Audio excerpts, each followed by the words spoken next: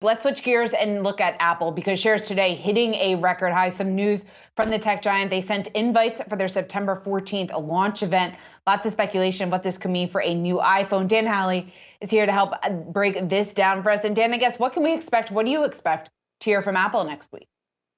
Yeah, we're expecting to see the iPhone 13 launch, as well as the Apple Watch Series 7, and perhaps some new AirPods. Now, the Apple iPhone 13, that's going to have new cameras, particularly on the ultra-wide angle version for the Pro models. That's according to Bloomberg's Mark Gurman, who basically, I guess, lives inside of Apple, the way he's able to get that info. And then, we're looking at potentially faster processors, better batteries, and then a potential for an always-on display and faster refresh rate for the screen. That basically means that things like scrolling through apps or playing games will look a lot better. The always-on display is something that Google's Android phones have had for quite a while, talking about Samsung and the Pixel line. And that really just provides you with your notifications on the basic home screen without having to fully turn on your phone. And that can help save battery life over time. And on the Apple Watch side of things, we're expected to see a bigger screen as well as a new, more angular design than what has been the design for years, frankly, since the original Apple Watch came out.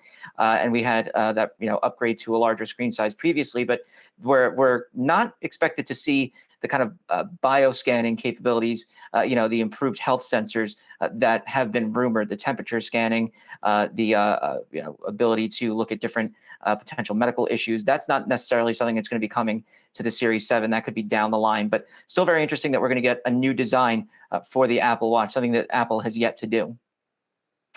So September 14th, it sounds like it's going to be an exciting day for the company, but it's also coming at a pretty challenging time because Apple, while the stock is at a record high today, it is facing some challenges when it comes to lawsuits about its App Store, labor relations issues. I guess, how big of a challenge do you see these couple of things, the couple of headwinds that Apple is facing being for Apple going forward? Yeah, I mean, it's not just antitrust either, right? It has to do with that child protection kind of security feature that they were going to introduce that would scan people's iCloud accounts for child abuse imagery. And then they have two investigations that have been opened by the National Labor Relations Board with regards to complaints from two employees who basically accused the company of not allowing them to discuss pay disparity and one talking about harassment. So they really are kind of besieged by these controversies at the moment. But the experts that I've spoken to say that it's going to be a non-issue really for Apple, that the company is able to insulate itself, that it will not impact sales of the iPhone because the average consumer isn't really interested in that. They want to make sure that their phone works or that their watch works or that their AirPods work, and that really doesn't have anything to do with the larger issues here. I think investors are shrugging off the potential for regulatory issues because there hasn't been an announcement from a federal agency going after Apple like we've seen from Google, Amazon, and Facebook. Right? The look at the App Store that supposedly the Department of Justice is doing, that hasn't come forward yet. We do have the ongoing Epic suit.